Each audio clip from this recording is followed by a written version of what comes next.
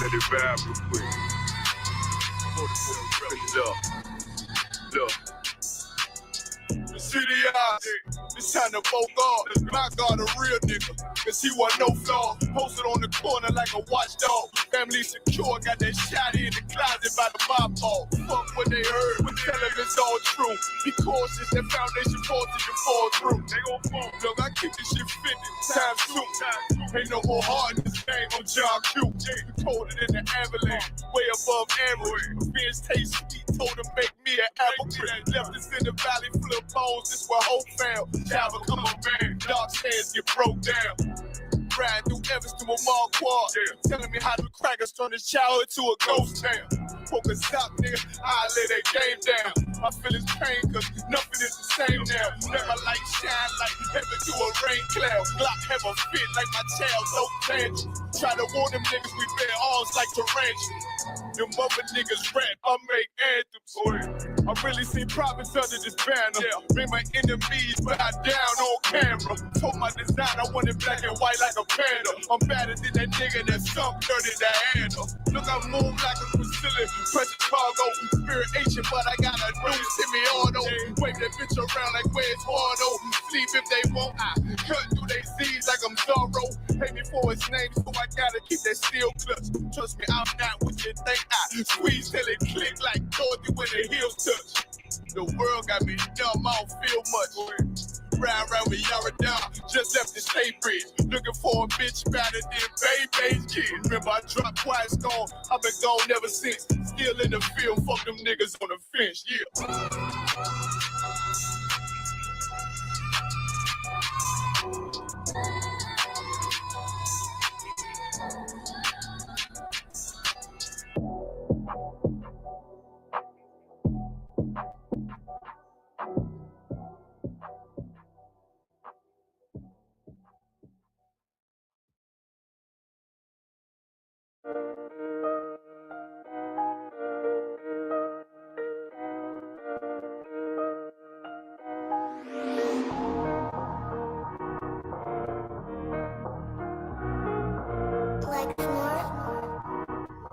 Pando, kill the beat. I don't know who, somebody need to hear this. Y'all speak Hebrew, that's Yiddish. How the fuck you try to label us anti-Semitic? We the Israelites, blacks, native Hispanics. The Germans get locked up for the Holocaust. Meanwhile, black people still up in the Holocaust. 100 million of us died in the transatlantic. 6 million died. Y'all want the world to never forget it. You could never be a Jew. You a Ashkenaz. This ain't a star dum-dum. A gun that would die. Yeah, Yeezy told the truth and got ostracized. Not one person in the Bible had on the yarmulke. We were slaves in America like we was in Egypt. Y'all don't even fit the curses in the Torah neither. Y'all was blind to the truth. I had to make it clear how Jerusalem, your land, your people came from Europe. That was 1947. Your menorah got 9 sticks. It's really only 7. Yeah, it's us against the world. Armageddon. This what happened when you inherit lies from your ancestors. Y'all the synagogue of Satan with them black hats. Your whole nation sitting ducks, Aflacs, bunch of thieves and culture vultures ain't nothing kosher. To tell the truth, you vagabonds don't have a culture. Macedonia, Alexander and Philip, you a convert, so tell me, how the fuck is you Israel? That don't make you the people just cause you live there. Why my people can't hate your people like y'all hate Hitler? All the prophets was black and was called nigga. Y'all don't even fit the description that's in the scriptures. Abraham, all the way down to Jacob, we the real Jews. Y'all don't study Christ, y'all follow the Talmud. Keep it real, yeah, let's keep it real. Cold hard truth, it give you chills. Say y'all Jewish cause y'all ain't really them. About to do them like Hammond, this the Feast of Purim. You BK undefeated, this an easy win. We was born fighting, y'all the evil twin. Jacob took hold of his heel, then out came his little red bass and they kosher deals. It's only 12 tribes, y'all trying to make it 13. Esau despised his birthright, the Lord cursed him. He ain't the devil, who is? I'm still searching. Ask your rabbi, why he give them babies herpes? I don't know what's worse, that or you claiming that you a Maccabee. I'm about to cancel, everybody try to cancel ye. I ain't afraid to speak, this is what I do. They riding to the core, I'm just judging them by their fruit. cause they ain't suffering curses. If I was carnal, I promise I'll punch you in person. I know this an uncomfortable subject. They making millions off our culture, and black people suffering from it. Yeah, they don't believe in Christ, they the Antichrist. Make a living off of niggas, they're a parasite.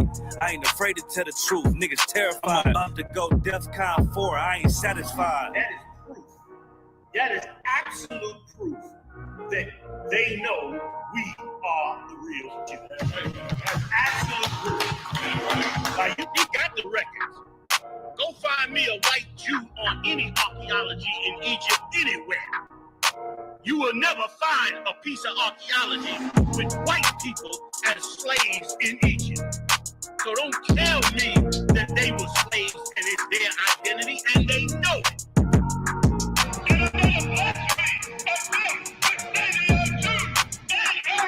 The Lord knows the blasphemy of you so-called white people that say you are Jews and you are not Jews. You are not the people of the law. You are not God's chosen people. God's chosen people are living in the ghettos of America. God's chosen people are in poverty and depression in the streets of America. God's chosen people are walking around in America with no identity. That's where God's chosen people are. Hey, I'm just following orders. Let me get one of those slow motion pictures, bro. One of the slow motion pictures. You gotta shoot at 60 frames per second. Come on, man.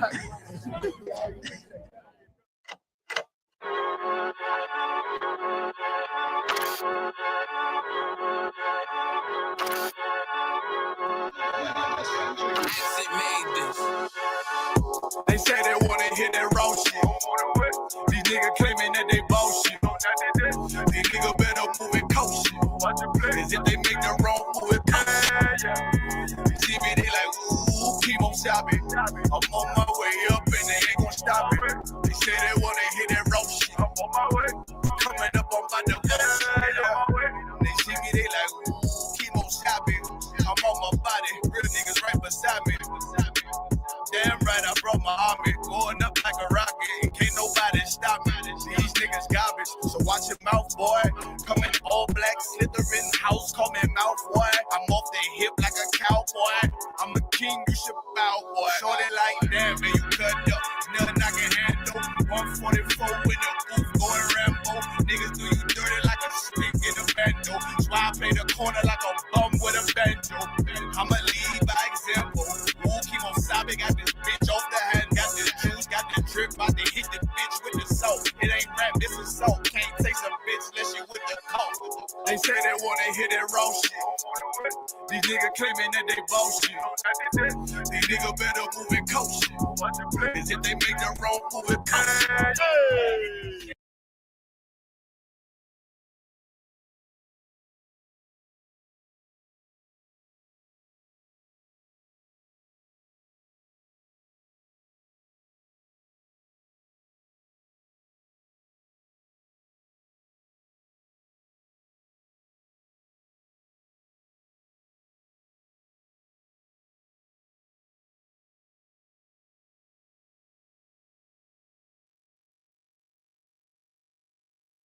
PM this afternoon, the government of Trinidad and Tobago was overthrown. The Prime Minister and members of the cabinet are under arrest. We are asking everybody to remain calm. The revolutionary forces are commanded to control the streets.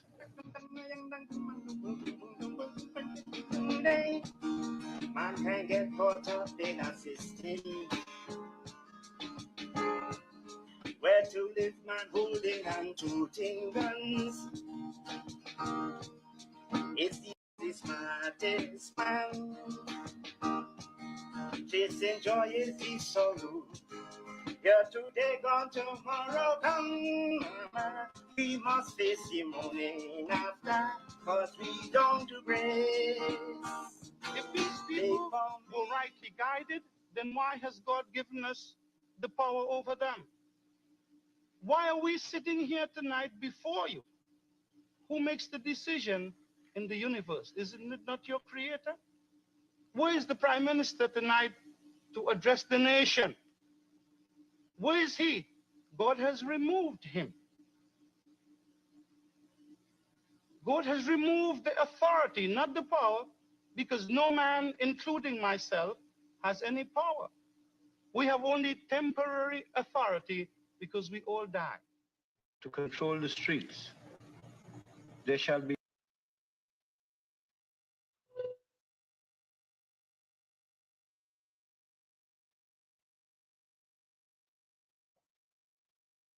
Yes, Shalom Israel. We are the ISUPK out of 1 West, 125th Street, Harlem, New York, under Commanding General Hanna. We've been teaching the truth about the Bible since 1969, that the Blacks, Hispanics, and Native Indians are the lost 12 tribes of the nation of Israel. Right? Today, we're going to get straight into the class, right? As we know, the anniversary of the coup, right, in July 27, 1990 coup, took place in Trinidad and Tobago, where the Jamaat al-Muslimin attempted to overthrow the government of Trinidad and Tobago, right? And we will go through a little bit about tonight and understand why this failed, right? And why it didn't benefit society as they thought it would, right? And this is for the Black, Hispanic, and Native man to understand that there is no deliverance from any issue or any problem without the intervention of the Most High, or the Most High setting somebody in place, understand, to deliver his people, right? You can't just pick up arms on your own and expect to have victory without the Lord, right?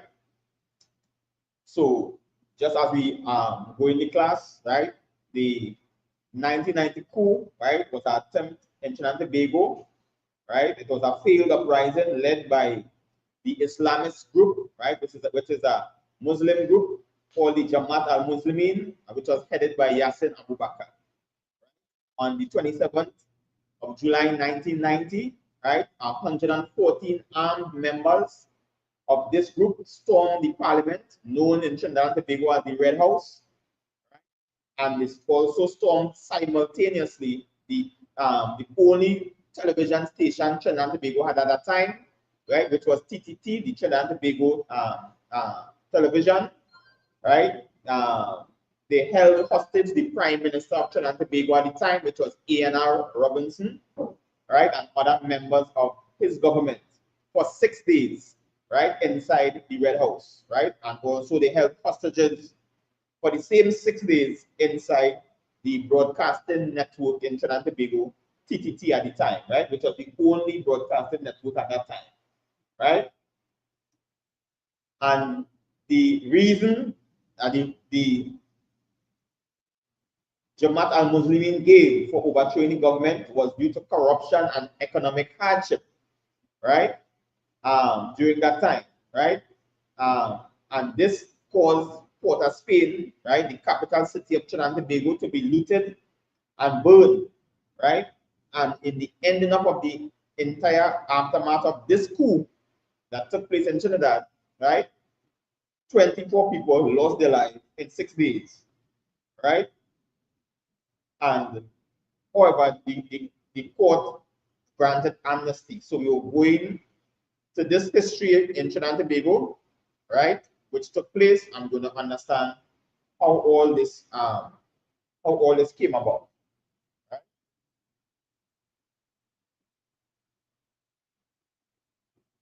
So we're going to share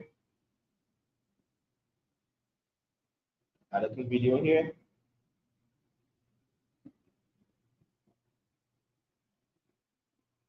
And we will get straight into the class. Endure only as a bad memory. Some people want to put it out of their minds altogether, clutching to the view that Trinidad nice. Trinidad is a paradise. That in this party capital of the world, 1990 was nothing more than an ugly aberration. But is that really so? Do we really understand what took place that day? Have we learned anything from it? And very importantly, can it ever happen again? How could an armed group of insurgents waltz into parliament and placed the government under arrest. Was it a single spark that ignited the fire, or was it the culmination of a series of events that had festered for years? In this program, we will focus on some of the events leading up to 1990, the assault on Red House and on Television House, and try to take you as far as possible through the process of how the assault was planned and carried out.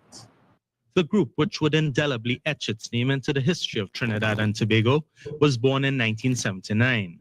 It came out of the Islamic Missionaries Guild, which was formed almost a decade earlier by the coming together of various Islamic groups at the time. Right? So, according to these news sources, right, this group, right, called the Jamaat al-Muslimin, was formed in 1979, right? But before they branched out into this group, all the Muslim fractions a decade before, which is just about 10 years before, was together as one group, right? And while together as one group, we're going to find out why this group split into two different groups as we go along.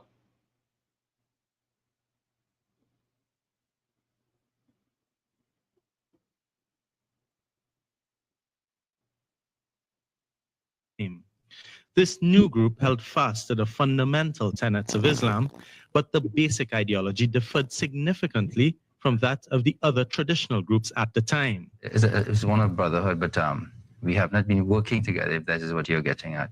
Over the years, there used to be a part of the United Islamic Organization, which is a core. Right, so it's saying over the years, right, the group was a part of the United Islam Organization, right? So all the groups was together under one umbrella. Anything body, and they have, for reason best known to themselves, they have withdrawn from that. Right? So he's saying for reasons known to themselves, right, the Jamaat al-Muslimin withdraw themselves from this particular umbrella of Muslim group, right? So when they question Muslims had difficulty. When they question Yassin Abu Bakr about why they choose to leave the group, this was the answer. Withdrawn from that. The African Muslims had difficulty in the early stages because the Indians were afraid that they were coming to get their monies and their daughters. Right? So when they questioned why this sect of the Muslims separated from the other, right? He said the Indian section of the Muslims were afraid that the African Muslims were coming to get their money and their daughters. Right? And this alone, right, showing you what takes place in religion, right? And this is what the ISUPK has always been teaching since 1969, that we are supposed to gather with our family, with our nation, with our race of people, right? Even though they formed a religion, right, under Islam, right, they were still separate, understand? Because they were not of the same family, understand? Right? Imagine that they are saying that the Indian section of this group were afraid that the so-called African or the black man in Trinidad would take their women and would take their money, right? So that they didn't want no intermarriage, and that is a law in the Bible. And if the black, Hispanic, and Native Indian man would pay attention to the Bible, they wouldn't find themselves within these groups to suffer these type of punishment, because we would know from the beginning that we're not supposed to intermarry with other races, right? So you're going to continue. So the group, because of this, the group began to separate between the Indian Muslims and the black Muslims, right? And then now, that's why in Trinidad and Tobago today you have the Astra group of Muslims, and you have the Jamaat al-Muslim Muslims, right? And the Jamaat al-Muslim Muslims are black men, right? Rather than mostly East Indian on the other side, of the other sect of the Muslims, right? It was out of this separation that the first spark was lit some 20 years ago, which in the fullness of time would manifest itself into the events of July 27, 1990. The key factor, of course, was the occupation of these Mucurapo lands. According to this document signed by the late Eugenio Moore, permanent secretary in the Ministry of Planning and Development, the land had been given by the state to the Islamic Missionaries Guild for the construction of an Islamic center. Right? So the Jamaat al-Muslimin set about to build their headquarters on a piece of land that they say that was given to them, and it began to become a controversy between the two different sects of Muslims, right? Because this land came also with a large portion of money. In the midst of this, a dispute arose over a grant of $20 million from a number of Middle Eastern countries for building the center. Right? So the Middle Eastern countries, right, in the East gave the ruling body, right, of the Muslim sect $20 million to start to construct a center in Trinidad and Tobago, right? And the Jamaat al-Muslimin was claiming to be the people to receive that money and the land, right? And it became a controversy between the different Muslim sects. When the guild split, some members moved to Kelly Village in central Trinidad and set up a mosque. The Jamaat faction stayed at Mucurapo Road, and as the surviving members of the guild expected the money to go to them. Right? And because the Jamaat felt that they were the surviving members of the original organization, they felt that the money should go to them. Right? So the group split. One group of Muslims went to Kelly Village, and the other group stayed in Mucurapo. Right? And they decided to build the Jamaat al-Muslimin headquarters on this piece of controversial land. However, trouble reared. The Jamaat went ahead building a mosque on the land, staking its claim in concrete. But a senior member of ASJA swore an affidavit that the Jamaat was a splinter group. The matter. And the other sect of Muslims from the ASJA side of the Muslims, right, believed that the Jamaat al-Muslimin was not the rightful owner of the land and that they were a splinter group. Right? So now within the organization, they, leading up to 1990, they were already fighting among themselves, right? So went to court, and when Abu Bakr failed to put in an appearance, he was found in contempt and subsequently jailed for 21 days. Right? And by Abu Bakr failing to show for the court appearance, right, or the trial in the controversy of this property or this piece of land, he was in term jail for 21 days, right, and for not showing up for court, right? The Jamaat considered Bakr's jailing to be politically motivated and came to the view that the People's National Movement was an enemy of the Jamaat. Right? And because he was jailed, this sect of Muslims believed that the People's National Movement, which is a local political party in Trinidad and Tobago, they were ruling at the time, and when he was jailed, he believed that they were used as political pawns, right? That the political party at the time was against them, right? And subsequently, a few months after that, the People's National Movement lost, and the A.N.R. Robinson government came into power, right? And thus began the events to lead up to 1990. Despite the continuing legal problems over its occupation of the land, the Jamaat as a body continued to grow from strength to strength, increasingly assuming an activist role among the urban underprivileged youth. By the late 80s, its ranks were swelling with new recruits.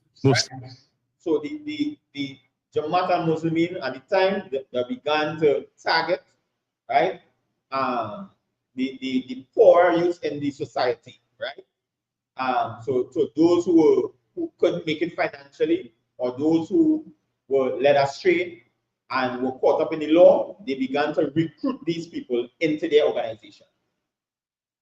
Of them young and unemployed. Many drifted in from the streets. Several had run-ins with the law. By this time, the Jamaat had developed Mukurapo into a thriving self-sufficient center of religious, social, and economic activity. Apart from the mosque, the site boasted a school, printery, library, boutique, garment factory, clinic, dormitory, and kitchen. Right? And they began to provide a number of services in order to capture the local youth, right, into their ranks. All was not well.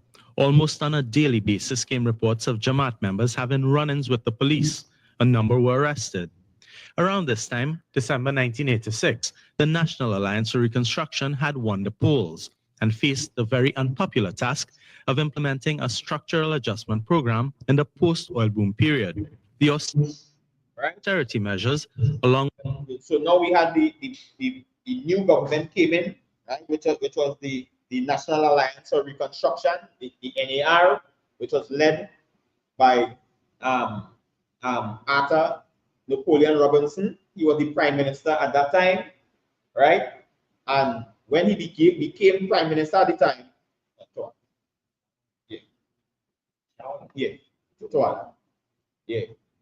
and when he became prime minister at that time, right, this government too came into a standoff also with the Jamaat al-Muslimin. With the ULF split from the ruling party, fueled widespread discontent against the Robinson administration. And around 1987-88, with the tide of opinion rising against the NAR, the Jamaat joined a populist broad-based group known as the Summit of People's Organizations.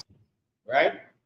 So when Napoleon Arthur Robinson came into office, who was the prime minister at that time, Trinidad and Tobago was in very serious economic hardship, right? Unemployment was high, right? And there was a lot of unrest within the society. A lot of high crime was also in the society, right?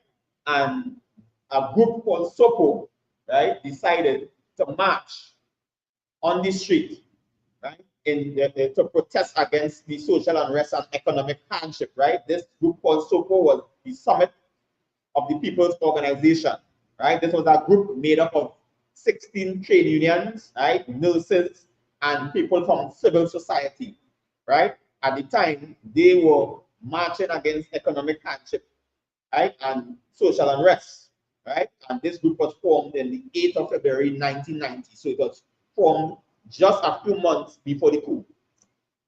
And Yassin Abubakar, right, the leader of the Jamaat al-Muslimin, saw the opportunity to join this group because this group was a lot more popular and stronger in terms of membership in the society because it was an alliance between different trade unions.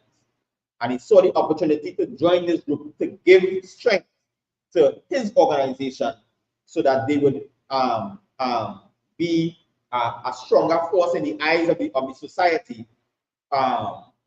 so that they can get their cause also highlighted.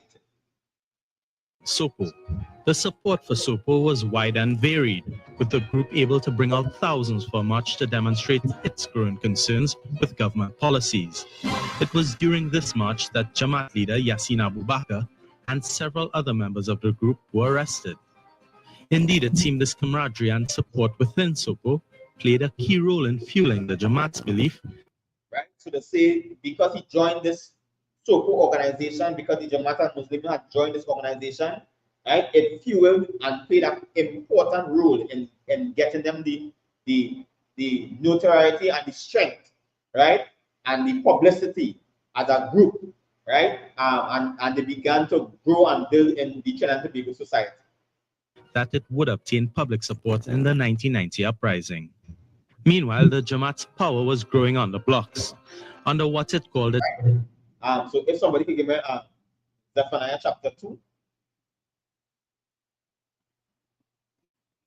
I'll catch up with you there. The book of Zephaniah chapter 2 and verse 1. Gather together.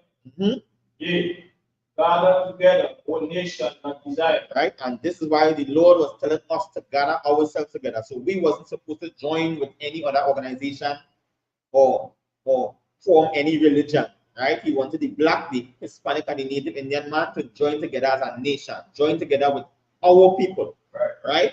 Because the minute we begin to join to other organizations, right? Now we pick up the ideology, right, of all these different religions, right? And this now caused us to go astray from the things the Lord set aside for us to do, right? For the Black, Hispanic, and Native Indian man to do. Now we move away from his laws and we do things contrary to the Lord and provoke him to anger, right?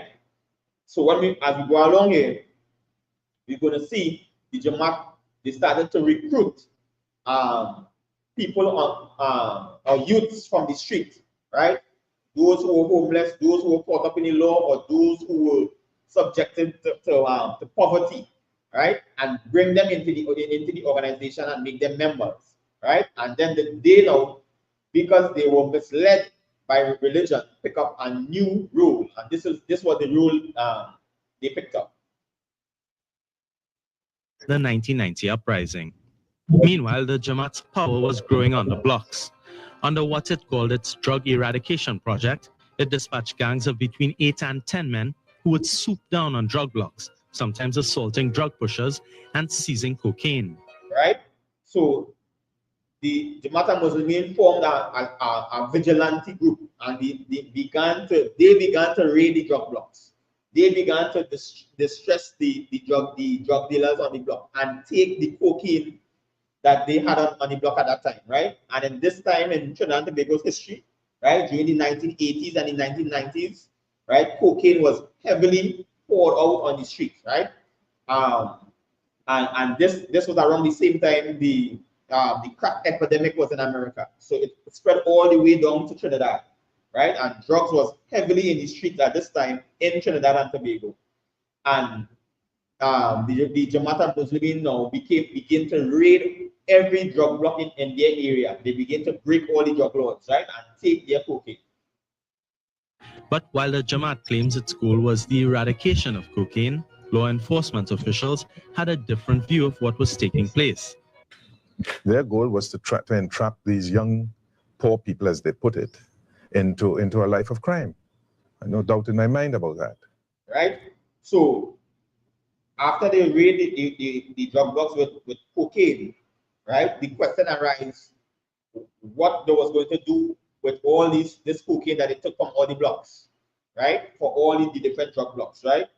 And the only theory people could come up with it is either you're selling it back, and the pressure became heavy on them, right? And Yasser Abu Bakr called the media, right, to show that they were flushing the drugs down the drain, right? But other people began to say that this was a way to fuel their group to move forward, right? The Jamaat insists that this was not so, even though they admit that they were armed and that some members were tempted. Right? So at the time when they was raiding the drug blocks, they were armed. They had guns, going up against the different gang leaders and taking their territory, taking their cocaine, all in the name of saying it was vigilante justice, right? So they wasn't waiting for the police to come. They were calling the police to come on the block. They were literally going and take the cocaine out of the drug dealers' hands, right? And this is a account. This is a man by the name of Jamal Shabazz, right, who was also a member of the Jamaat al-Muslimin, and he given an account of a time they gathered some cocaine. But we had some brothers who were arrested and needed to be bailed. And some of the younger brothers were saying, you know, wow, we get all this cocaine. Imam, we could turn this over for you, we could get this off we hand easy and make big money.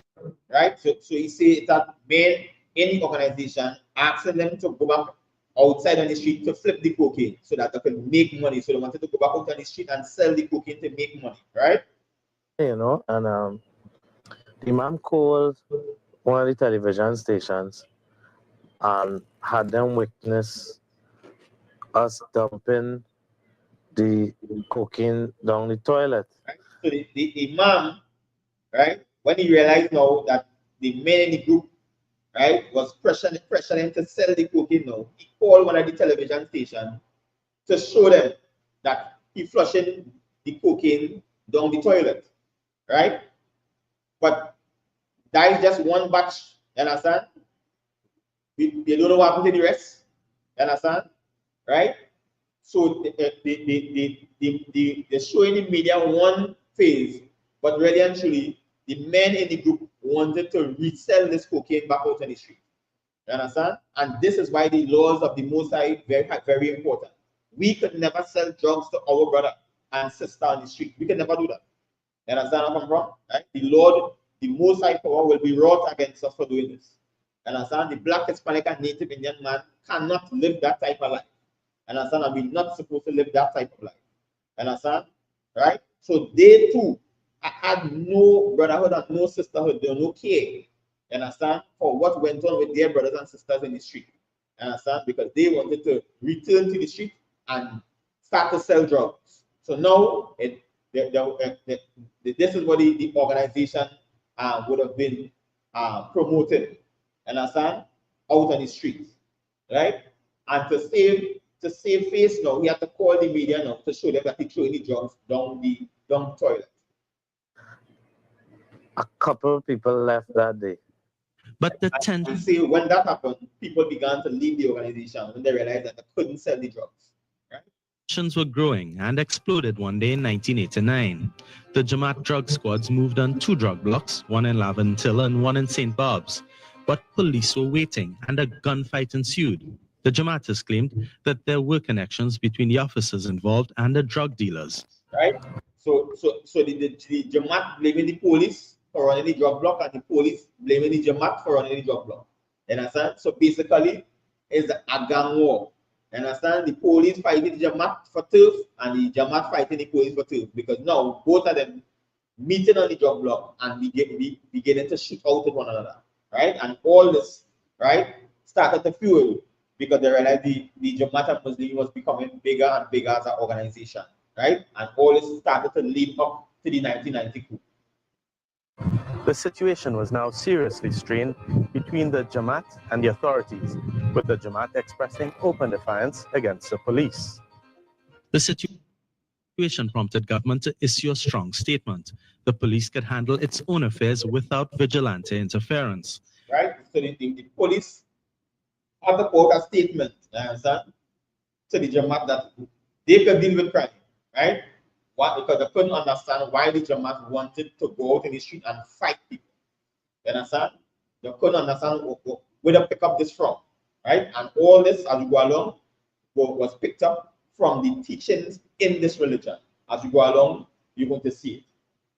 The authorities now saw the group as a serious threat. Right? So just how serious a threat, however, they would not realize until much later. Right? Now they started to realize that this group was a serious threat in society.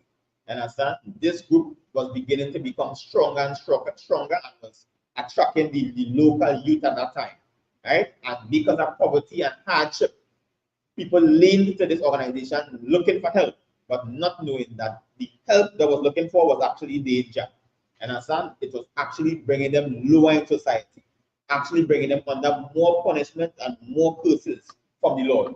Understand? So if somebody gave Exodus chapter 7, chapter 3 and verse 7, understand? Right?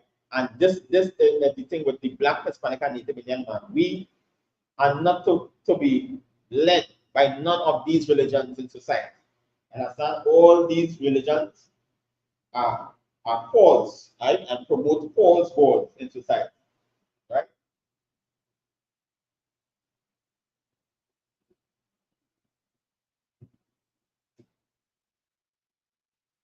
So you can give me Exodus chapter 3 and verse 7.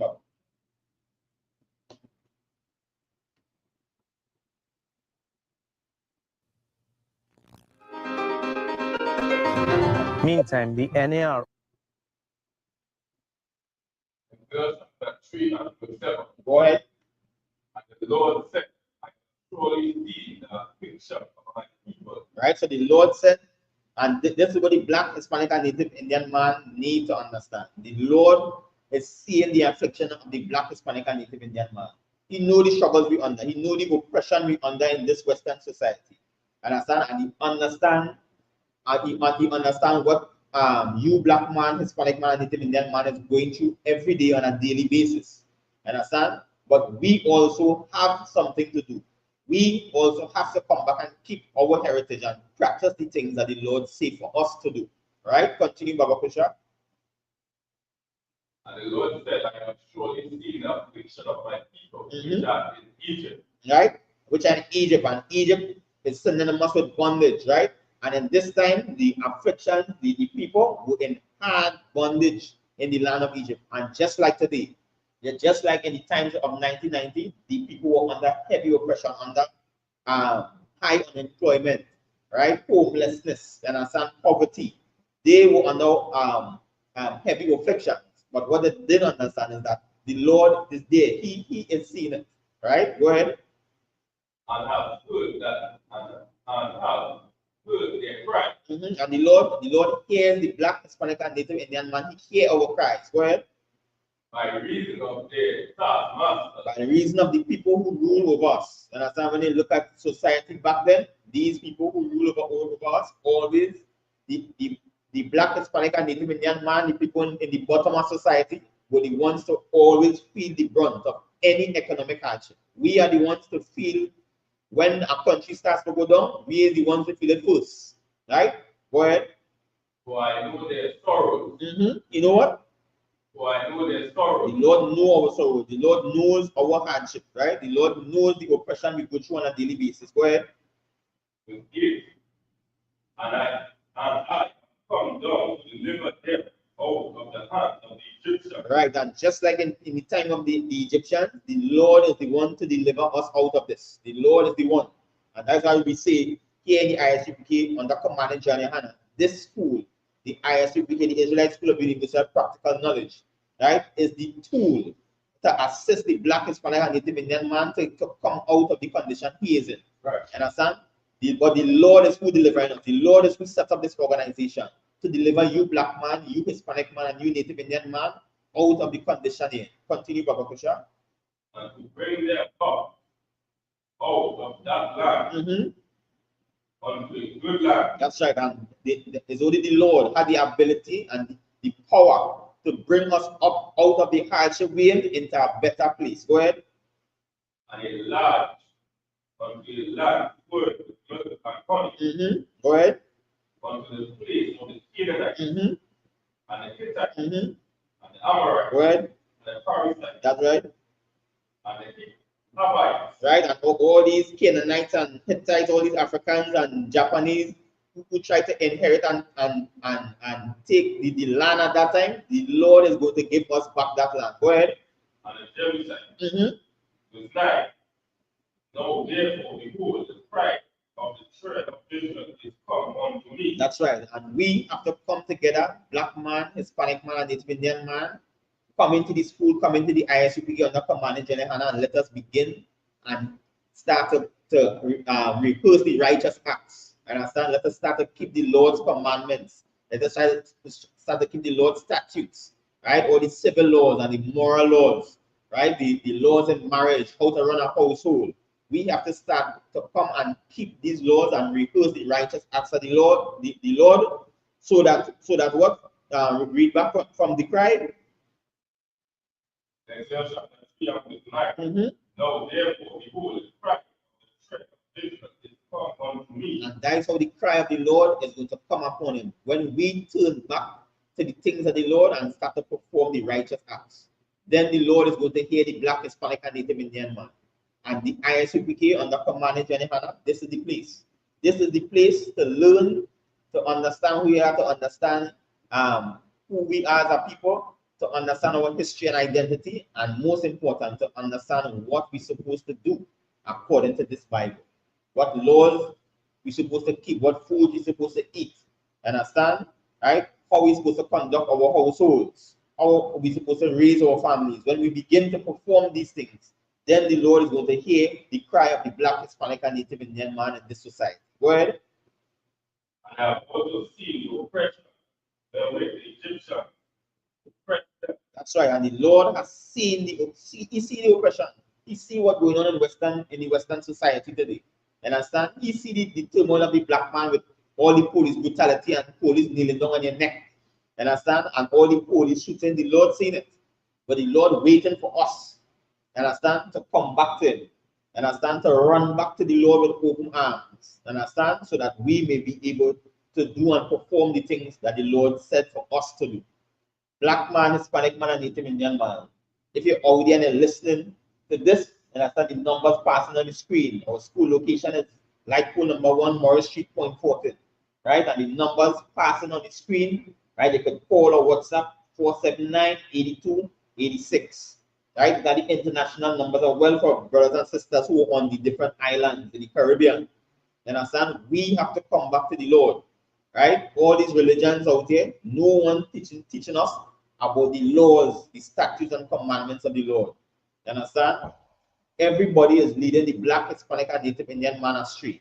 But these religions, if we were to leave these religions and come back to what? To the true religion, which is according to the Bible, the laws, the statutes, and commandments. You understand? We are the chosen people of the Most High. We are the Lord's people, right? We were not meant to be no Pentecostal and Church of the Latter-day Saints and all these different full gospel churches. We were not meant to be in that, understand? But we were meant to do and serve, right, in the army of the Lord and do the things the Lord set out for us to do. Understand? And this school is here to teach you, black, Hispanic, and Native Indian man, all these laws, all these statutes, so now you will be able to build and live a life pleasing to the Most High. Right? That was the end of that chapter. Right? Give me verse, drop down to verse 10, Babakosha. Exodus chapter 3 and verse 10.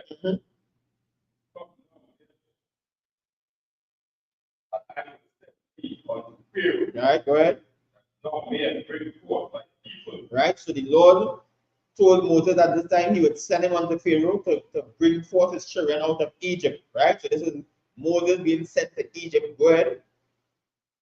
Children, Israel, out of Egypt. Verse 11.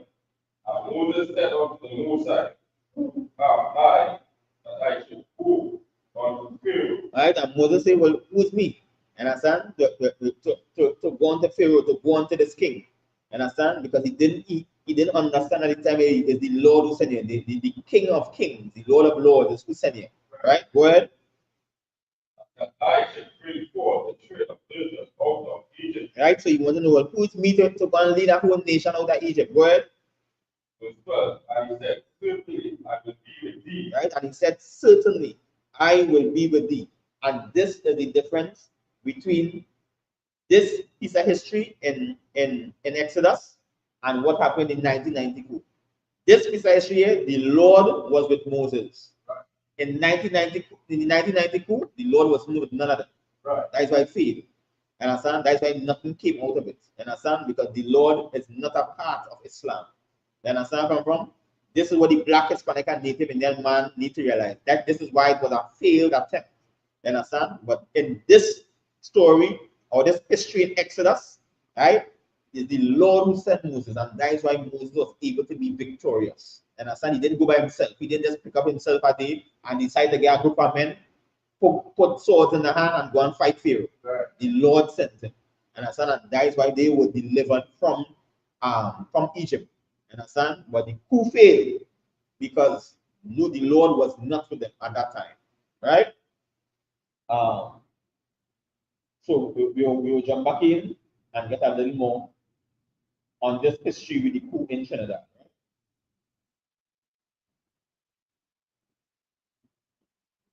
Also found itself at odds with the group over the simmering issue of the Mukarapu land. This new government, like the previous administration, was questioning the Jamaat's claim of ownership to the Jamaat. Right. So the new government, which was the National Alliance for Reconstruction under A.N.R. Robinson, right, also understand, was against the Jamaat al-Muslimin at that time. Right? And if you can give me Deuteronomy chapter 28 and Deuteronomy 28 and give me verse 64.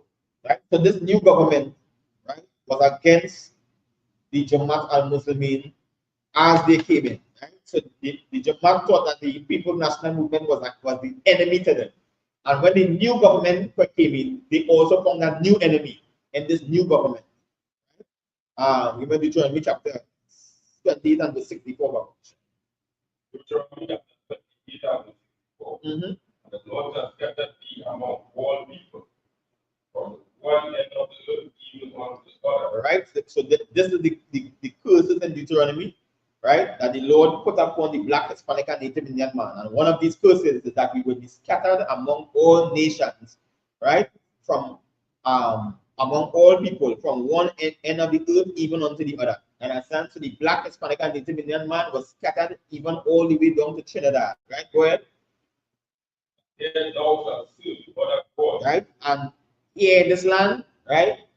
Unknowingly, right? We serve other gods. That's why it's a Pentecostal and Baptist and Church of the Latter-day Saints and Islam, right? Yeah, Hinduism, Buddhism, so all kind of things mixed up in Trinidad, right? So now we end up in a land serving other gods, gods which the Lord did not want us to serve. Go ahead.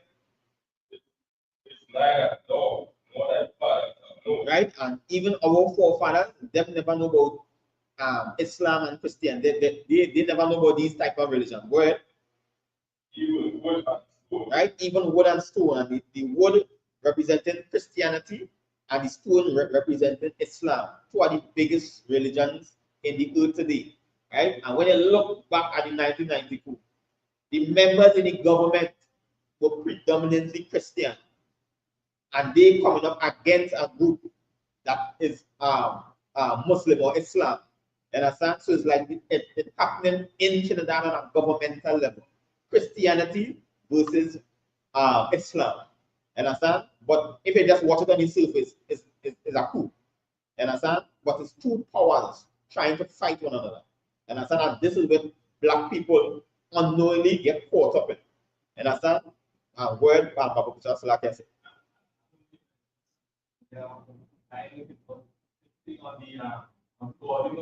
Okay.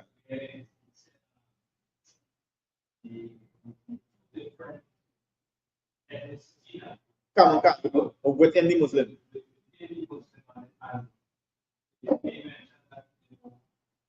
One of them was Come on.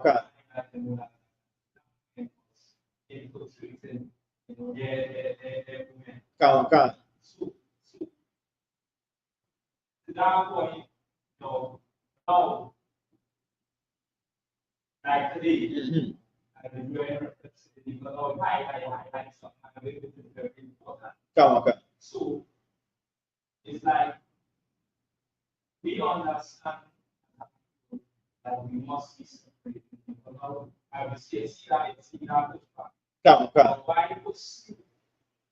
I will say they share that being married when they are who Muslim to be married. Come. And we see it as rightfully true. Understand? Because the Indian section of the Muslim faith did push back. They didn't want them to be apart. Right? And just as they rightfully said, they did say that on the team, that admit that. You understand? So that to show you how religion fake and false. You understand? Because in the group, right, it have a separation, and it's showing the Lord word doesn't go out and come back void. And understand? If we say you is one family and this is another family, it will always be so throughout all the generations. No matter how we try to mix up and mingle.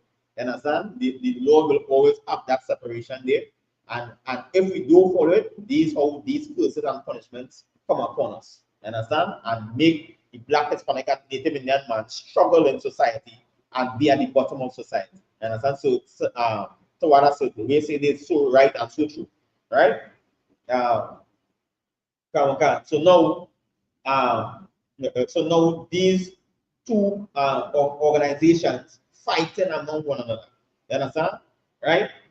And it appearing as this is just a group looking to take over the government. But deep down, it go all the way down to religious roots. You understand? Where they know fighting against one another religion.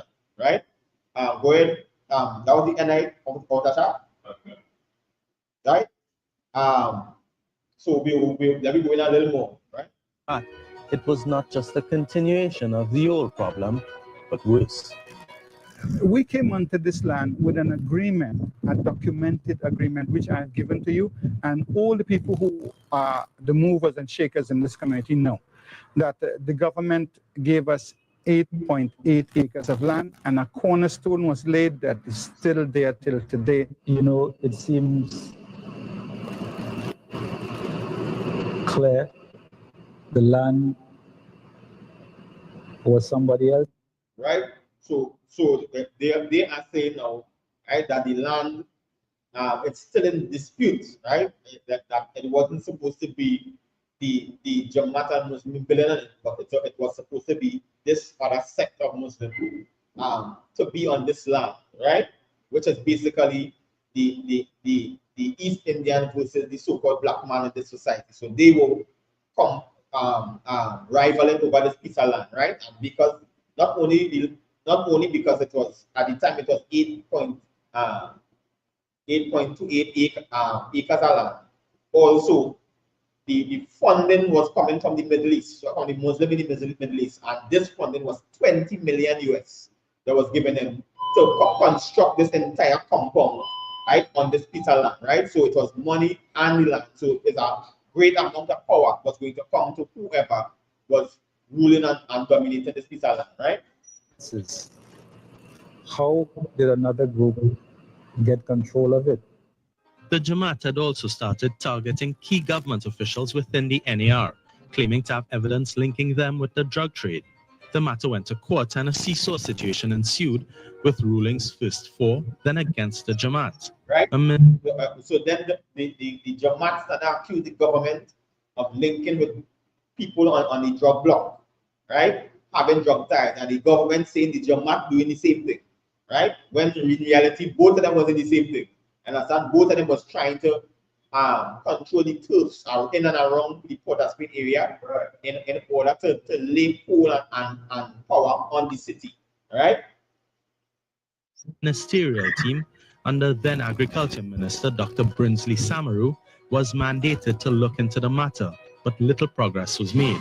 In addition to this, there was controversy over shipment of medicines which the Jamaat had brought into the country. Right, and the Jamaat al-Muslimin, they would continue getting aid from Muslims outside. So they would get the aid in medicines from outside, and that is how they would now be able now to distribute and give it to the poor, right? And now they are gathering support from people around all who get help, right? And they're using this now to recruit young men into the organization to show them, hey, look against you with this, look against you with that, understand? And then now, at the back end, have them taken, as I was saying earlier, taking control of all the different drug blocks in the area. So they were literally, if it was a drug lord, they literally running off the corner and them taking over. Understand? And this was happening leading up to the 1990 coup, right? With the situation already one of open confrontation and getting worse, the decision was taken to move on the group. We were there to prevent the Jamaat from continuing to build on the non-disputed land. Where did the instructions come from? From the Minister of National Security. At the time, I think it was Minister Richardson, through the Chief of Defense Staff, current Minister, Brigadier Theodore, to myself, Head of the Army. So in April of 1990, the dead of night was shattered by the armed forces moving in next door. Paratroopers, shuffling down ropes, and it was a whole military operation. Right? So this man was the head of the Jamaat al-Muslimin security at the time, right? And they couldn't get them to move off the land, and that had already built this big compound, right? That nobody could get access to. So they decided to send in the Trinidad and Tobago regiment to occupy the lands around the property. right? Well, so far, all our state face our people. Come on. So far, all the and the involvement at this we want to face our own state so far. So this should actually bring some light to that people in Trinidad. Bring some light to them. And know that this family on that and next family benefits off. Now I just that when the East Indian Prime Minister came, had press conference of two of the, I would say, the Muslims went to the media and they were East Indian. They was in no way attacking their family. Right? And it was welcome. And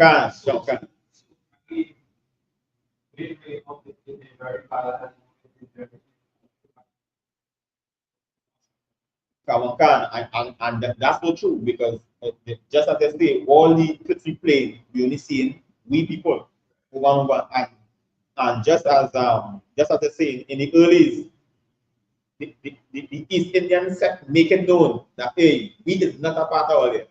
You understand? So immediately they already throw them out on the road. And now the government pressure start to come down upon them now. You understand? And when the government pressure start to come down upon them, it's only this sect. So they hear nothing about the next side. You understand? This sect they begin to bombard them about this piece of land because they were about to, if they had established themselves on the land, they would receive the 20 million US from outside. And so they're trying to break that whole system. So I'm still here. Go ahead. Showing that based on how things set up right here, it's just like when black people coming together organization that they will set up. That fund in our road what we would throw into that. We would throw more younger black people. That's right. And people start throwing like the city younger black people in this. It was a threat. Not only to we'll see the track back at the Trinidad, all the rest. That's right. And families or all the rest and see the nation, the community, this and China will attract them. Because of this family, it was not a coup. Was something like to put them see what's going on. It's just like I'm speaking all for that was coming together and they were building their building their their family, educational, medical wise, the whole roots, and they everything that they publish, but they India how again join it. It could be a state action. And we say it's so true and on point because now we started to build to the direction we headed. You understand? Because in all this is going to show you that your bloodline, your family does supersede any religion.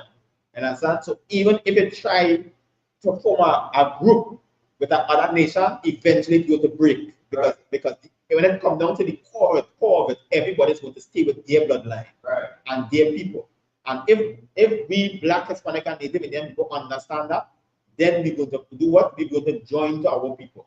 We're going to step away from all these different groups and organizations we're in and join to what our people are, which is under the ISCPA under command in Johnny Hanna. We're going to not be called by religion, but we're going to be the Lord's people, the Black, Hispanics, and Native Indians going to be known as what? The true Jews of the Bible. We're going to be the Israelites of the Bible. You understand? We're going to be together with our bloodline and our people. You understand? But these different distractions that come along And understand, every time a new group pop up for some organization today, hey, we church of so and so and so, we get caught up.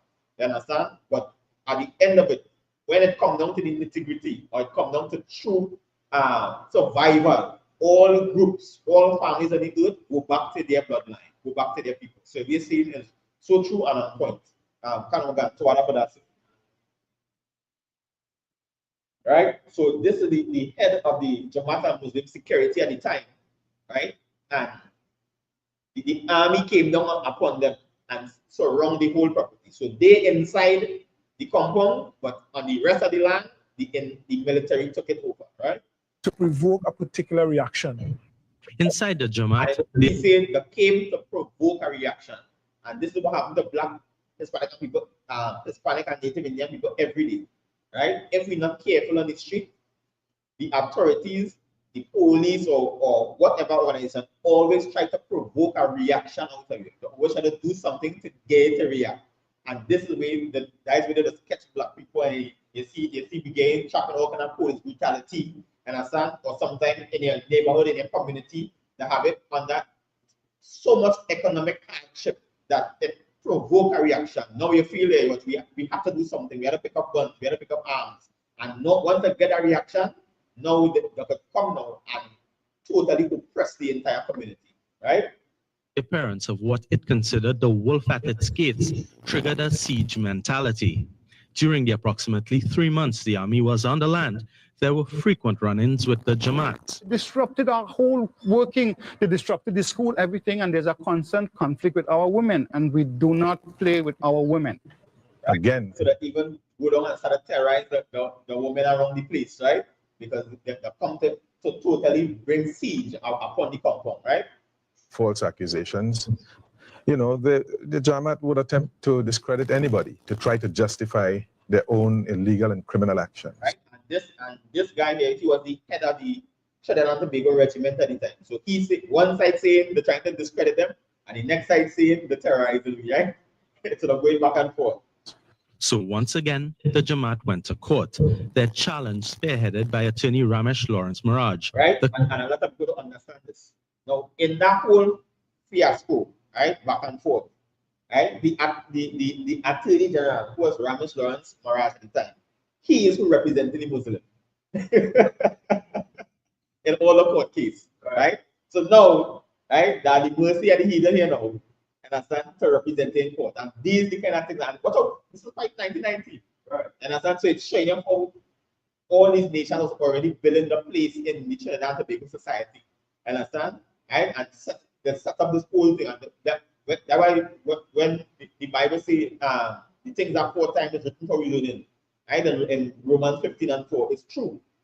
When you go look back at history, you always see that Black people always end up in a position to be oppressed. And this is because we do follow the things the Lord says for us to do. Understand? Just as we read in Deuteronomy 28. Understand? The Black, Hispanic, and Native Indian man need to come back and do the laws, perform the things that the Lord said for us to do. Perform our laws, our statutes, and commandments. Right? Listen to what the Lord tell us to do. Come together, gather ourselves together. Let me learn about the Lord. Let me learn how to live with one another. And these kind of things would happen to us. Understand? So way back in 1990, Ramesh Lawrence Maraj on the scene to represent the Muslims in court, right? Current Attorney General, who was mandated to convince the court that the army's occupation of the land was unlawful. Once again, however, the courts failed to deal effectively with the matter. Criminologist Ramesh Devsaran feels it's a point that contributed to the matter getting out of hand. The judicial system almost collapsed under the weight of these hearings, which kept going on from one to another. The judges themselves became confused. There were judges who would give one judgment today, and the next week another judgment from a different judge would come. Justice. Right. So he said the whole court system, this whole scenario was in a mess, because 1 minute they're saying they own the land, the next minute they say they don't own the land. Right? So different courts started to give different judgment, but on the same case. So it was chaos, right? Richard Crane, who heard the matter, questioned the validity of the decision to occupy the land and called on the security forces to give reasons. The soldiers were ordered off the land. The Jamaat celebrated what they saw as sure victory. However, Justice Crane was later to disqualify himself from the case, and things started to fall apart. The army continued its occupation. And they refused to hear the court. So we had no choice. Here it is that they refused to obey the court order to move from the land because they had no right to come on the land. Although they claimed this is what forced them into action, in fact, the seeds of insurrection were germinating long before. Since the beginning of 1990, certain Jamaat members were being trained in Middle Eastern countries. Some people went to Egypt, okay. Some people went to Libya. Some people went to Sudan. Right. So this is where the build up to 1990 started coming. So now the Jamaat al-Muslimin began to send their people out to different parts in Africa, right? Now all these different parts, right? Egypt, Libya, and Sudan, these are predominantly Muslim African nations, right? So they began to send out the people here from Trinidad who joined the organization out to the Africans, and they would train them in military warfare, right? Okay. Basically, it was an Islamic course. Right, and they call it an Islamic course. So now, when they're going out, they say they're going and study, basically, but really they were studying warfare to come back to Trinidad, right? In addition, the Jamaat had organized a gun club in the United States through a U.S. citizen, Louis Hanif. Hanif had been buying arms and hoarding them in a Miami warehouse. Everything from M1 and M14 assault rifles to Uzis, AK-47s, handguns, and a number of state-of-the-art 7-shooter pump-action shotguns were bought. They were purchased with money that the U.S. authorities at the time knew they were purchased. They were stored in a warehouse in Miami. The U.S. authorities were duped into believing that the weapons were removed from one warehouse to another. And so they relinquished their surveillance on the very first warehouse. And the weapons were then exported to Trinidad as building material for use in the building of a school in the mosque. It was information. So that tell them they're bringing in materials to build a school within the mosque, right? And in the material that was coming in, right, I believe was ply, right? The stack of the ply, cut out the inside and store the weapons in it, and then put a stack of ply in it, right? And that's how they was able to ship it to Trinidad, right? Which local security personnel claimed was never shared with them, which contributed as well to the guns entering the country without anyone being suspicious. Another question arises: how did the guns get past customs? 10 pieces of plywood were laid out, and then 20 pieces placed on the stand and hollowed out. The guns were fitted into the opening. Then 20 more pieces were laid atop this, and a bundle of ply bound. No one suspected what lay at the heart of it. 2 such bundles were shipped into the country. They came through the port at Point Lisas. Right, so when the stack the guns on the ship, set it, the ship sailed to Trinidad. Instead of the ship going to Port of Spain, the ship came to Point Lisas, right? So that's how they was able to get it in the country, and they didn't check within the plywood to see if it had anything in between or if it was hollow or anything, and the guns came into the country, right? All this was found out after the attempted coup, right? When they did their investigations after, that is how they were able to find out how all these parts were linked up together, right? For this operation to go down, right? We will make a little jump here because it's a bit long, right?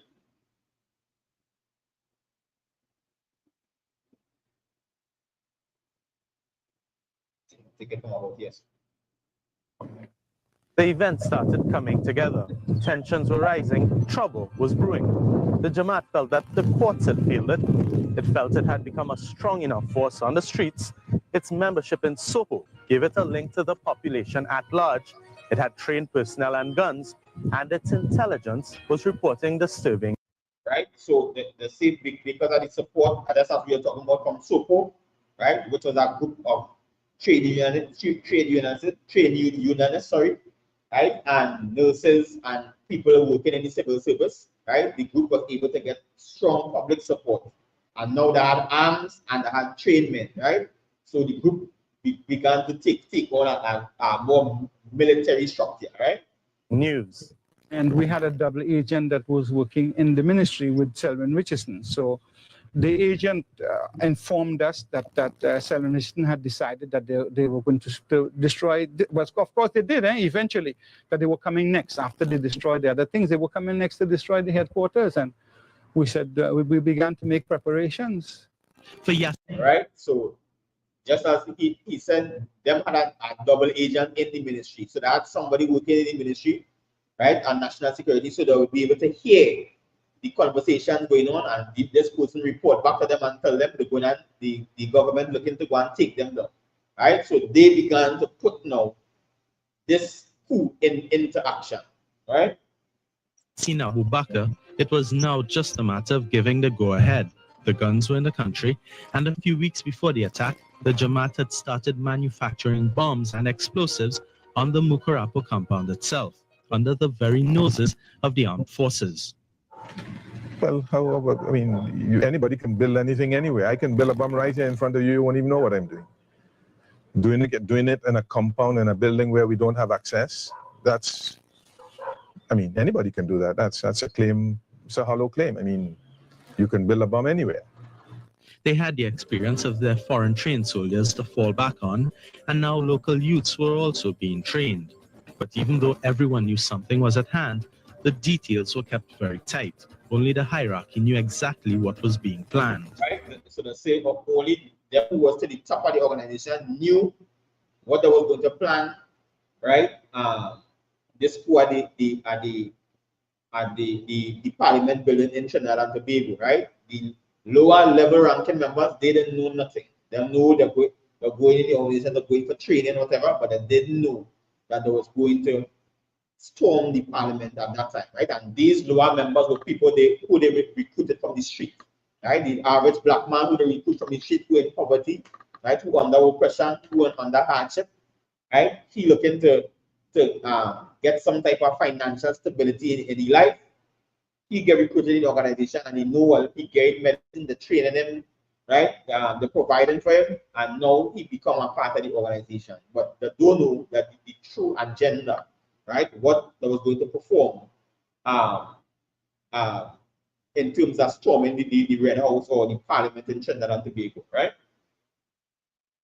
Ironically, all of this was taking place without the security forces catching on. Indeed, then head of the army, Lieutenant Colonel Ralph Brown, admits that there was no intelligence unit in the army. He says the police special branch may have known what was happening, but did not share that information. A lack of appreciation by all the security forces, you know, that this was a real threat, and that you should really be looking at these people more closely. Former NAR Minister Lincoln Myers confirmed that there was suspicion of what was being planned, but guess what? It was ignored. From Williams on, from Williams up to today, I think we have mishandled that situation. The Jamaat began its own surveillance of the Red House and of TTT. The plans were in motion, and overseeing the details was a man called Bilal Abdullah. Abu Bakr himself visited Parliament on 2 occasions to get a lay of the land. Training was taking place full speed ahead at Mukurapo, but still, those who were to be involved did not have any specific information. Lieutenants were identified and told to get teams together. They were told only to be prepared to move when the word was given, and it was given twice before July 27. So all this time, all this training going on, right? But the security agencies was not taking it serious, right? And all these things going on, the same people training on the land and things, but they don't know what's going to go down, right? This time, there was too much rain. The second time was earlier that week. And the same 2 times that the order was issued to take the parliament, but because one was because of the weather, and the next time they decide to cancel it, right? fact, Jamaat personnel were already positioned throughout Port of Spain, and when the decision to stand down came, it was a hustle to get to them.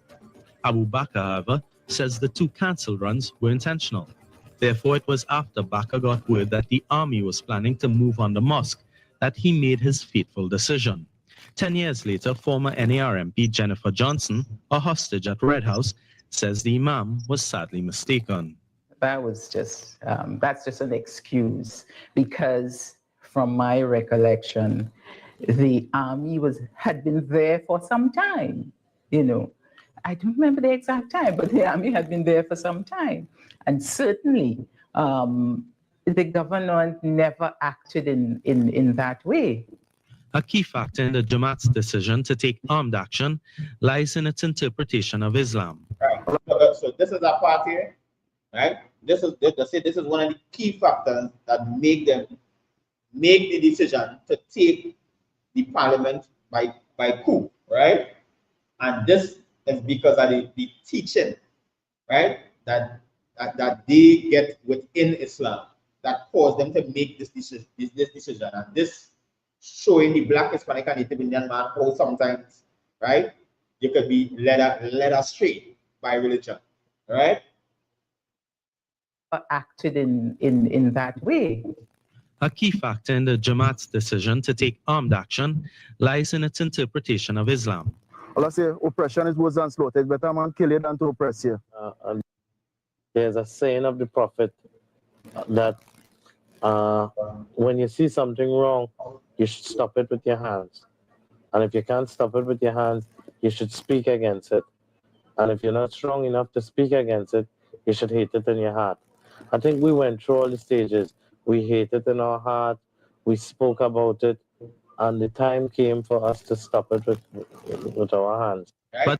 So they believe that they went through all, in their teaching, that they went through all the stages and that actually had to pick up guns and do something about it, right? That interpretation has been questioned by other Islamic groups, including Astra itself. And it is well known throughout. So this is the Astra side of the Muslim sector, right? And this is where they say. So one side saying, right, the teaching say you have to pick up guns and fight. And this is the next side. This is where they say. The Western world, the word jihad, meaning fighting in the way of God, is means struggling in the way of God. And it doesn't necessarily mean taking up arms and demolishing everything that doesn't agree with your focus or your view of life. But right, so they are saying, right, that the same teaching does not mean picking up arms and fight. And this is really two groups left and separate. So immediately the East Indian side, when they realize this coup going to take place, they say, nah, you understand? We ain't one part of that, all going on only one. You understand? And this is what happens. When the two groups separate now, this is why all these black men find themselves now in going to the parliament in a coup. You understand? Based on the teaching or the interpretation of the teaching they got from their religion. Right? And this is why with the study Black, Hispanic, and Native Indian man, you need to remove yourself from these religions. Give me Romans chapter 12 and verse 19, Baba Bishop. You understand? Right? This is why we need to come back to the word of God, the word of the Most High, the God of Abraham, Isaac, and Jacob, for us to understand what we really supposed to do and what our purpose is, and we won't get entrapped by these different religions. Give me Romans 12 and verse 19, Baba Kusha. Romans chapter 12 and verse 19. There is the Lord. Not yourself. Do what? Not yourself. Right? So the scripture says, dearly beloved, avenge not yourself. Go ahead. But rather give place unto wrath. You would rather give what? Place unto wrath. Go ahead. For it is written, vengeance is mine.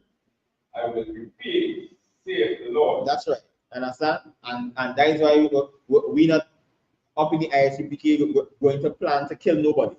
You understand? Because we understand vengeance is the Lord. You understand?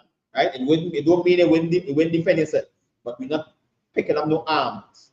You understand? To group up to go and fight nobody. You understand? Vengeance is the Lord's own. You understand? And if they had understand that, this coup would have never happened. You understand? But one teaching, one interpretation, make them end up in the Parliament building in Trinidad and Tobago with arms, kill people, you understand? Go up in the Parliament to hold a coup, you understand? And this is how dangerous religion could be to the Black, Hispanic, and Native Indian man. Understand? And the Lord say always provide a way of escape.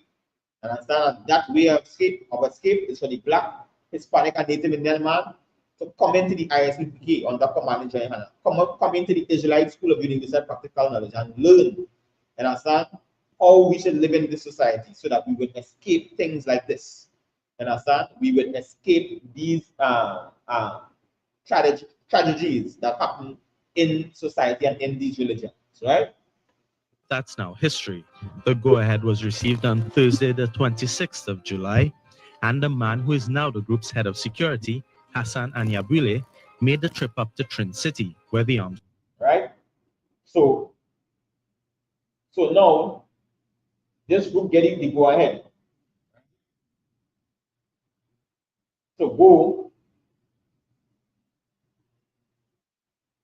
and execute this coup, right? The city go-ahead was given the day before, which was the Thursday, on July 27, 1990, right?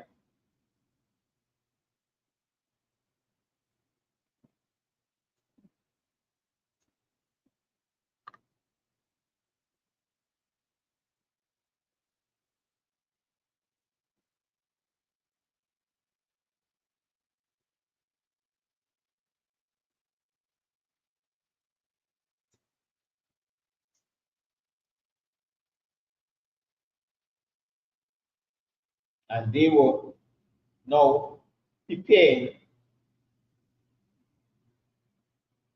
to go and break into the parliament, right?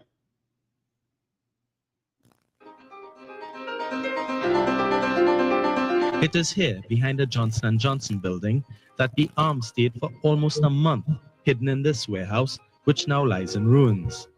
Yeah, this is the building which the arms were kept. Where were they stored? This side right here. We cleaned them, checked them, got them ready, fill all the magazines, put all the straps, check all the walkie-talkies, everything was done right here. For the Jamaat, the day started with Fajr, the early morning. Right? So the warehouse where the guy was showing there, right, is where they had stored all the weapons. That place called Trin City in Trinidad, and they had stored everything there to go and prepare for this coup, right? And they decided to go and say their prayers before, and then they were going up now, right, to attempt this coup. Prayer. Throughout the day, Muslimin members started leaving the mosque at intervals, in groups of 2, sometimes 3. Several types of pretexts were used. For one group, it was that they were going camping. Back at Trin City, right? 2 vehicles. So one group that tell them they're going camping. So if the men who was on the trail to go up to the coup, some of them didn't even know what it's going to do. You understand? Because they just know they are part of this group. You understand? The group just help them wherever, but they don't know the agenda of this group, right? And they tell this section that they're going camping, right? Vehicles were loaded with weapons early Friday morning, their destination Port of Spain. The vehicles were parked at key locations, one for the Red House assault and one to be used at TTT. The Jamaat members themselves never received their guns until just before the attack. Right. So one section going to take the Parliament building in Trinidad and Tobago, and the next section going to take the television station in Trinidad and Tobago, right? Throughout the day, however, fate started playing games. The coup was almost over before it started. Hassan and myself is in the trunk. He has one box, one end of the box. I have the other end of the box. The box is loaded with rifles. And coming running past us is a guy with a bottle of alcohol in his hand. And running behind him is 2 plainclothes policemen and 1 uniformed policeman. And they are telling us, hold him, hold him. So we drop the box. Yeah, we drop the box and running with them now to hold it back. We run about 100 meters. Yeah, it was so when we look at this, we say, like, we going off. However, with that over, the plan went into motion. After the weapons had been checked, the group that was to take TTT, some 20 in all, proceeded to the savannah and gathered opposite QRC. It was about 4 in the afternoon. Okay, we first drove up in a station wagon, we parked here. Then we came. Car with the guns? Yeah, the car, the station wagon with the guns. Then we came and we sat down here. Myself and the driver. The guy who I showed you in the cemetery who died. The other brothers were playing football in this area here. Okay. Actually, we told them that we were preparing to go and make a raid on Dolce's establishment in San Fernando, and that we were to wait here for further instructions. Right? So they told this group, so one group think they're going camping, and the second group think they're going to make a raid on Dolce mansion. Right? And this is the thing, right? Because there was a custom raiding drug block. You understand? So it was believable. And when they told them, they say, we're going to make a raid on Dolce mansion. That's what they tell them. But they don't know that they're going to make an attempt on the parliament in Trinidad and Tobago. Right? And this is how youths are misled by religion. You understand? Right? And around that time, this whole insurrection looking to take place, right? And this uprising and turmoil in the country, right? Drugs rampant across the country, right? In this time, Dolce, right? That was his period at time when he was at his highest peak in Trinidad and Tobago. Understand? But Dolce now used to operate in the southern part, right? So it said Dolce was already a well-known figure in the criminal underworld by that time. He was heavily involved in the drug trade, particularly cocaine trafficking, throughout the 1980s and 1990s, which was the same time the coup going to take place, right? His criminal operations were centered in Piparo, Trinidad, and he was known to be extremely influential with connections that reportedly extended into politics and law enforcement. Understand? So key connections is in politics and law enforcement. So during this time, when they're bombarding the Jamaat al-Muslimin and having gun shootouts with for different drug blocks, Dolce in the south prospered. Understand? And he was one of the biggest drug lords to ever pass through Trinidad and Tobago. You understand? Two of them happening simultaneously. You understand? Right? Just to give some context, right? So we're going along. Right? So this guy who is the head of the Jamaat security, he lie and tell the followers that are going to make a raid on Dolce mansion in south. So them thinking they're going south to prepare for this raid, right? So, and he had them playing football in Savannah, so they're looking normal. That time they're right opposite the Red House. But they're playing football, so nobody is suspecting what going to go on. Right? At about this time, a large bomb was being loaded into the car, which was to take out police headquarters. With the bomb loaded, the car left the mosque and proceeded directly to the building. The Jamaat had built 3 such bombs. 2 other vehicles also left, loaded with Muslimin members. They were to hit Red House at the same time the bomb went off at police headquarters. Some 40 Jamaat members were involved in this phase of the exercise. Again, fate would be dropping hints. I was talking to Mr. Dukaran. We were sitting together and we were chatting. And he was pointing out at that very same day that there was no security in this place. He was saying, look at this, anybody can walk into this place. Its warnings, however, went unheeded. And just after 5, the car with the bomb crashed into police headquarters. So to start off the coup, right? They took a car and crashed it into the police headquarters in Port of Spain with a bomb in it, right? And this bomb exploded, right? Straight into the police station, right?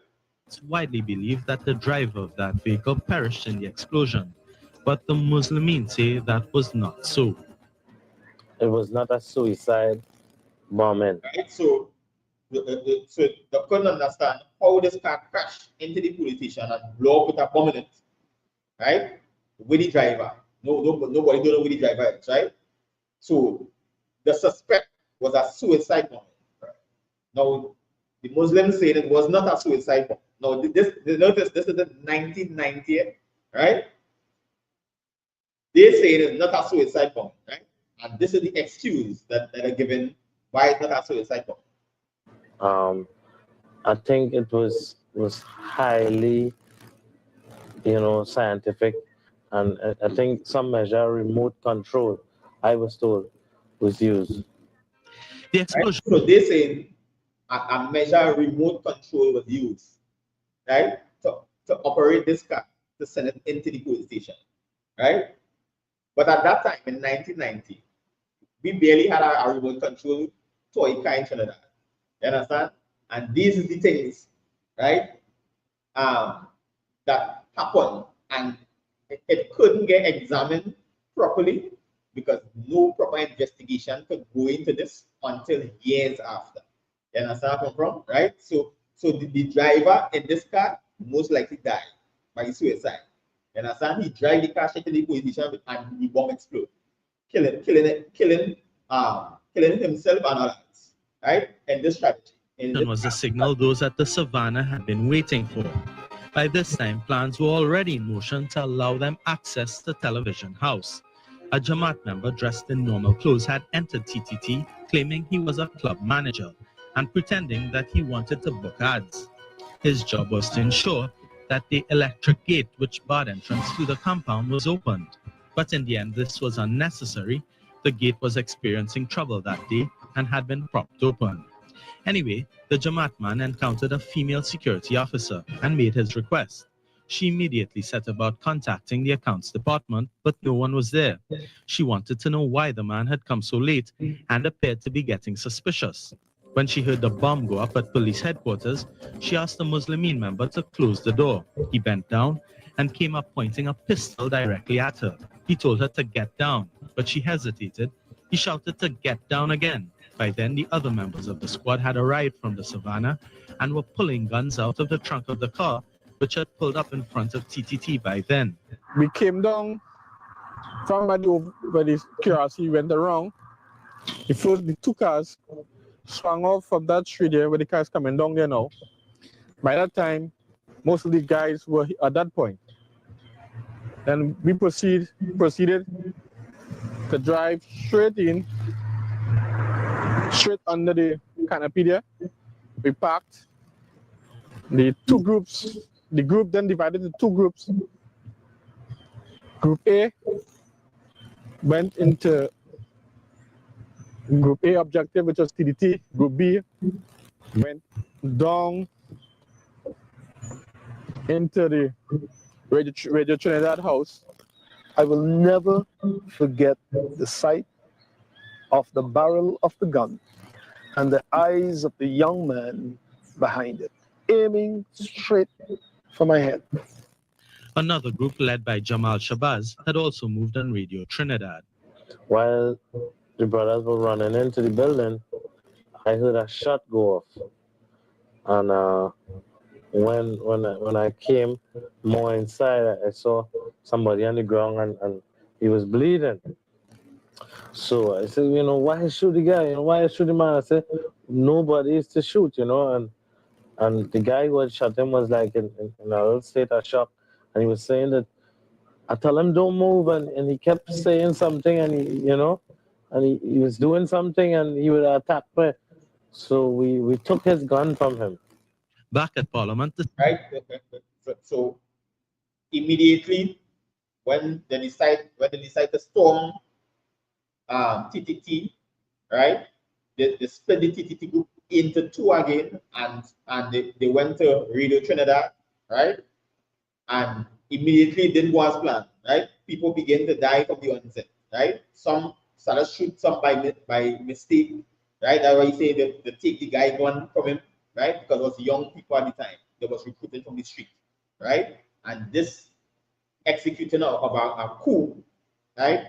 On the parliament, nobody had no experience in that, right? Those who went to these African nations and were trained will come back and train the youths in Trinidad to join this group to perform this coup. Understand? And a lot of people lost their life. Understand? Because this situation happened, right? Scene was one of terror. The Muslimin came in guns ready, and a shootout ensued. 7 people were killed. Right? But so immediately, one get killed in Radio Trinidad. When they reach Red House, 7 people get killed immediately, right? And on the TV6 News, right, last night, right? Or last night, yesterday, Sunday was the anniversary of this coup, right?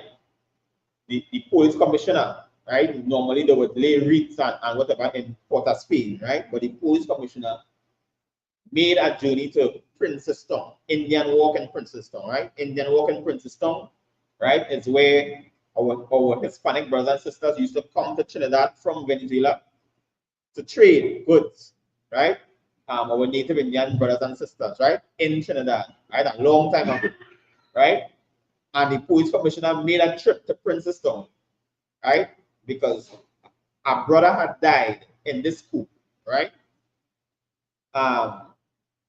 Because he was at the door of the parliamentary building just doing the work, just doing the job, right? And he was never recognized for it, right? Because he was buried back in Princestown, right? But it was his job to stand at the door in the parliament that day. He didn't know that was going to happen. You understand? And that day when he reported to work, he got killed without even being able to raise arms. And some other people get killed, right? A lot of people lost their life, right? In this quarter, just as we say, by one section of a paragraph in the teaching in Islam, made them make the attempt to make this uprising. You understand? Right? And a lot of people don't understand that this just didn't come about just like that, because the group had us to get financing and backing, right, in order to have the structure and the ability to perform this, right? So a group of black men now under this religion end up getting the brunt of the blame for performing a coup, right, on parliament. But behind the scenes, right, had members of other nations who financed this operation for it to go down. Because at the day, right, in the day, the political parties at that time were fighting one another for power in Trinidad and Tobago. Understand? So just by forming this group and forming this religion, many were led astray, and some lost their lives who had nothing to do with this, right? So we're just going to play a short piece, and then we will end up the class, right? So this part here now, what we're going to jump to, right? Because a lot of people wonder how all this happened, right? And nobody, right? A lot of people couldn't understand how all this happened, and nobody was killed or cast in prison, because this was a coup that took place in the Parliament of Trinidad and Tobago against the Prime Minister. And understand, the Prime Minister, the National Security Minister was the pants them. And understand, there was an underway in the Parliament, right? Cough in the face, kick in the face, and people understand, well, how nobody was arrested for this, right? This is what went down, right? I'm gonna find the clip quick, and we will close off our show, right?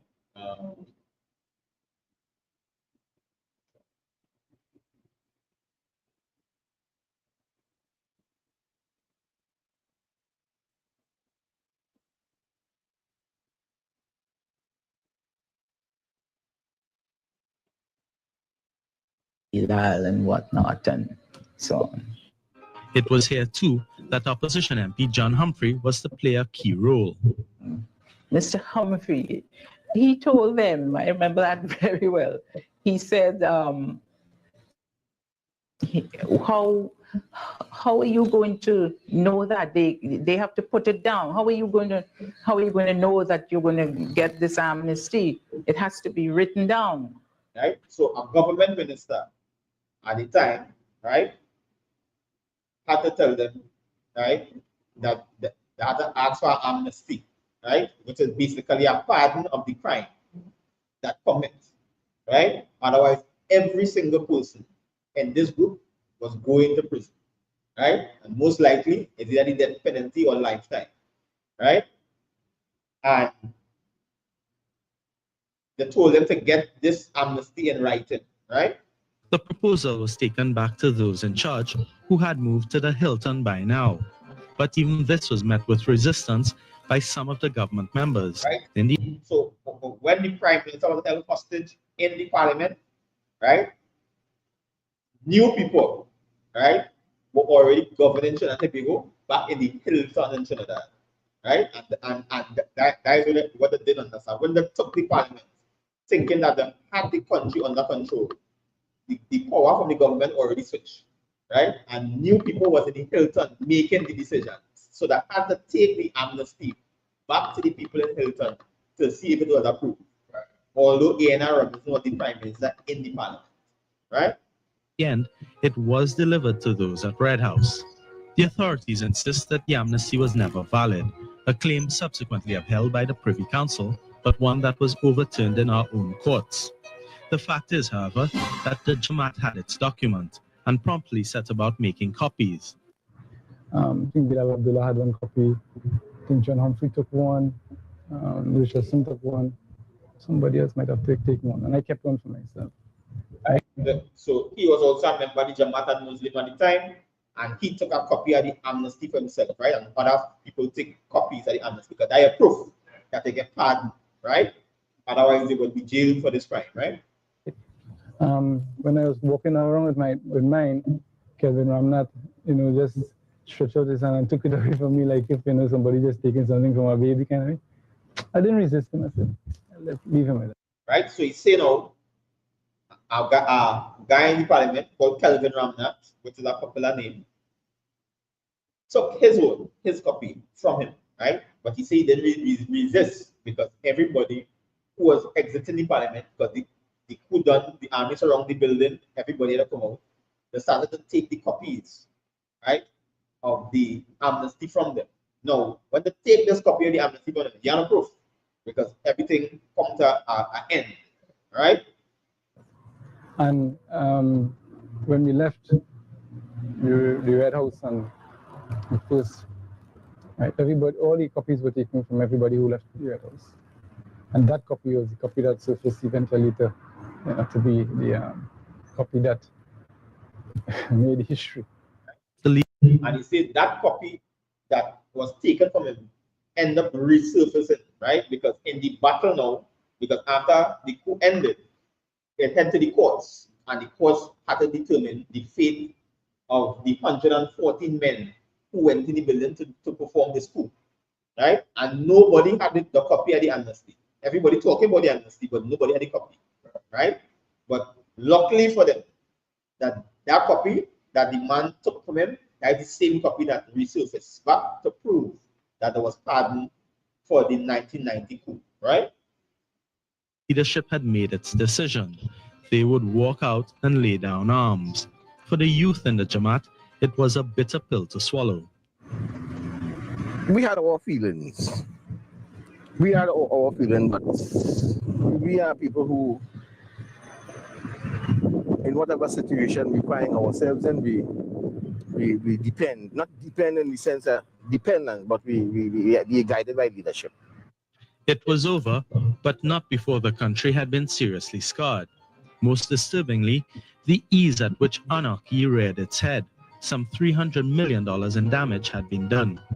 It's one moment in my life that I have when I saw the destruction of Port of Spain, what people are capable of doing, and not just the looting. If you're hungry and you want to loot and you've taken the stuff, but to burn the place down after that, and the type of damage that I saw in Port of Spain after that is unpardonable.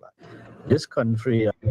So you could understand, right, why people looted and burned down all the buildings in Port Spain and things like that, right?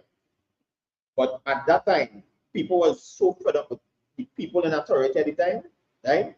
It's like they reach the stage where they end up saying, if we had to live in poverty and dust, or they go live in poverty and dust.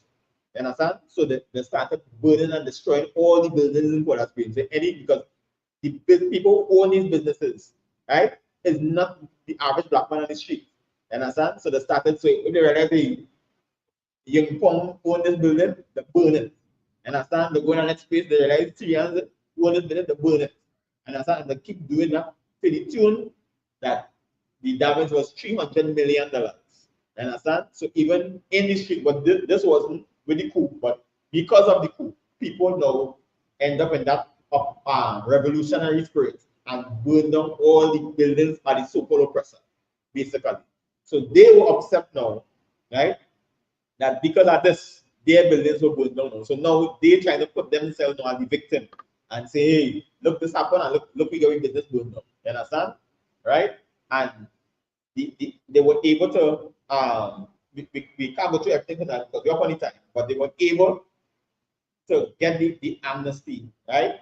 And that is how these 114 brothers wasn't prosecuted by the court, right? It went all the way to the Privy Council, and the Privy Council ruled that the amnesty was valid, right? And they were released, right? And the thing about this is, right, if you give us Psalms 146 and verse 1, Baba Kusha, right? With the black, Hispanic, and Native Indian man, if they had understand that if the Lord is who would have to take vengeance in a situation like this, right? They would not have to go through all this drama, understand? Right? And all this turmoil, right? And a lot of people died in society, right? And to the effect, right? Because the Lord loved his people, they were still able to receive a bit of mercy, understand? Because they would have ended up years in jail if it wasn't for this amnesty, right? And some of the questions where people don't ask, right, is that they never get to hold a proper commission of inquiry, right, for this 1990 coup, right? But the questions that people never ask is, who really funded the coup? Understand? Right? Who was behind this? Because somebody was being motivated behind this to get these brothers to go out there and storm the parliament. They would have benefited from this more than the people who actually stormed the parliament. You understand? And this is how religion could mislead the black, Hispanic, and Native Indian man, right? And in the backdraft of this whole thing, many believe that the powerful political figures of the day and business figures helped, or at least they turn a blind eye to make this happen. You understand? Right? To make this come about because they wanted to either gain politically or on a business level. You understand? And this is what ended up taking place in Trinidad, right? And Tobago, right? So give me Psalms 146 and verse 1, Baba Kusha. Psalm 146 and verse 1. Praise you, the Lord. Praise the Lord, who I stood. Go ahead. To stood. While I live, I praise the Lord. I will say praise unto my God, where I am.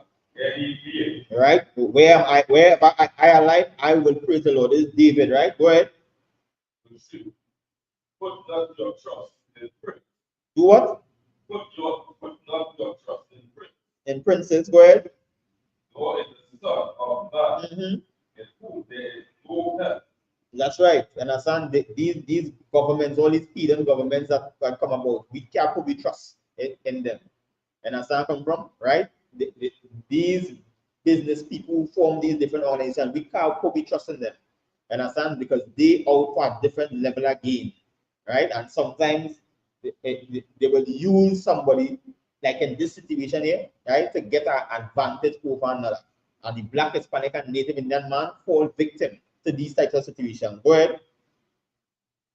Verse 4, the bread went forth, he traded his goods. In that very day, his force perished. Right, because all these princes and kings, you saw already Donald Trump and all of them had to perish back to the earth. Right, go ahead. Verse 5, happy is he at the both sides of Jacob for his help. That's right. Happy is that man who had the God of Jacob for his help. And this is what Commander Johnny Hanna did for us in the ISUPK. Right? He did what? He made us find the God of Jacob. Right? Go ahead. Whose hope is in the Lord. That's right. And his hope is in the Lord. And now our hope also could be in the Lord. Continue. His God. Verse 6, which made heaven and earth. Right? And the Lord did what? Made heaven and earth. So the Lord is in charge. And understand? He created heaven and earth. He says what goes on in the heavens and in the earth. Where? All that there is, which keepeth truth forever. Which do what? Which keepeth truth forever. And he keepeth the truth forever. So all when they say that the Bible will get destroyed, the Bible is a white man book, all this, it still make it all the way through 1969, all the way to 2025. The Lord still preserve the truth forever for the Black, Hispanic, and Native Indian man. Go ahead. Judgment. Which do what? Which execute judgment. Go ahead. For the oppressed. That's right. And this is what the Black, Hispanic, and Native Indian man, this is what we need to do. We are the real Jews of the Bible. We are the Israelites spoken of and written of in the Bible. Understand? And the Lord will execute judgment for the oppressed. The Lord will deliver us out of the situation. Go ahead. Which giveth food to the hungry. Which do what? Which giveth food to the hungry. Go ahead. The Lord moveth the prisoners. That's right. And that is what the Lord allowed the organization of the ISUPK under command of Johnny Hanna. Now, understand, there's a place where what? He could give food to the hungry and loose the bands of the prisoners. Go ahead. The Lord opened the eyes of the blind. Go ahead. The Lord raised them and bowed down. That's right. All of us that the oppressor try to bring low to the dust, right?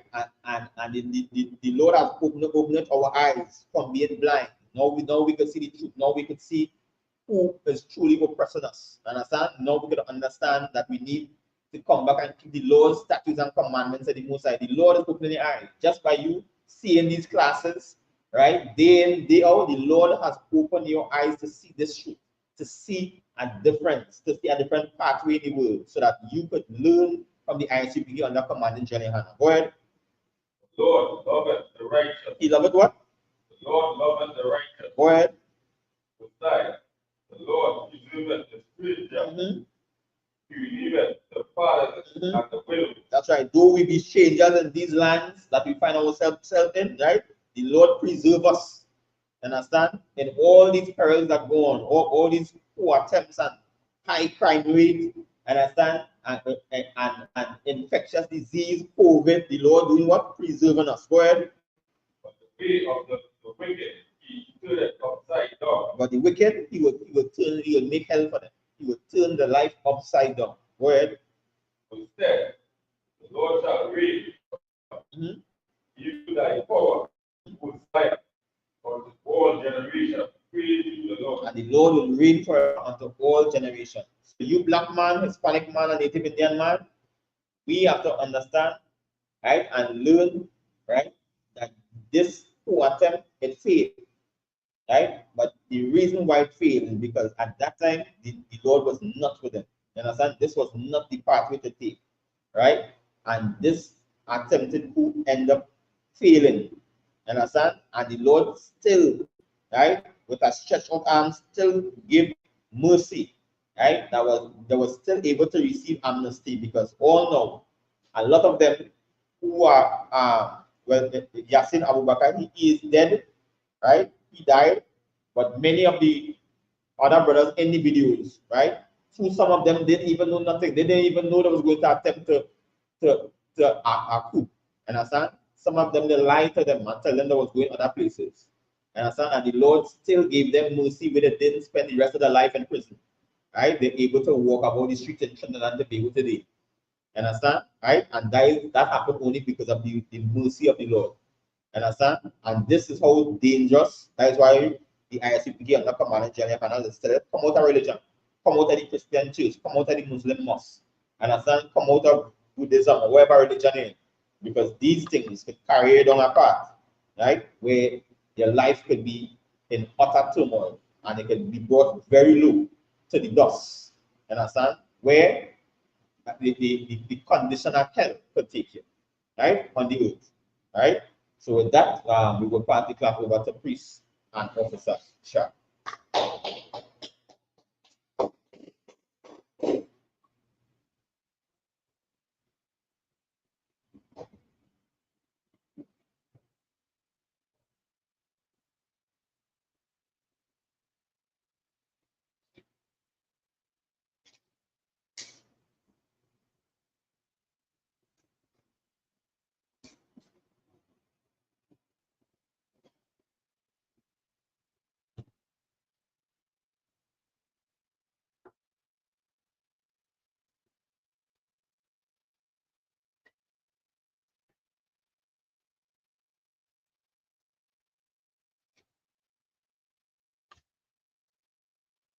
When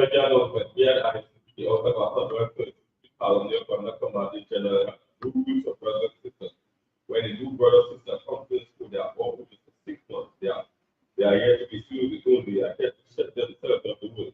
After 6 months, if your brother or sister has a peculiar person, he or she must be permission from the head to speak to another brother or sister. There's another 6 months in which your brother or sister will support each other. After the 6-month period, a brother or sister will get permission from the head to marry. Tithe, which is the commandment. You can find this in Numbers chapter 18, verse 31, Malachi chapter 3, verse 8 to 10. We said to him, your daughter, my share, 10% of every penny and increase the Lord give to your treasury department, teach us this God. We will offer it. Non-mandatory, whatever amount you like to give, a public holy convocation, that will be the memorial burden of trumpet, that will be the Tuesday of the 7th, that will be Sunday, the 22nd September 2025. You can find it in Leviticus chapter 23, verse 24 to 25. My young man at WhatsApp to check on social media such as ISP, Facebook, Twitter, YouTube, and so on for events and material. If your brother wants to be a trooper in the school, they just start wearing one black, which includes black boots, like shirts, like frogs, like head-on scarf. That we said, Martin, sir, Martin, right on east. Well, say, Lord, pray people. Abanawa, Basmai, for that. Yeah. Power.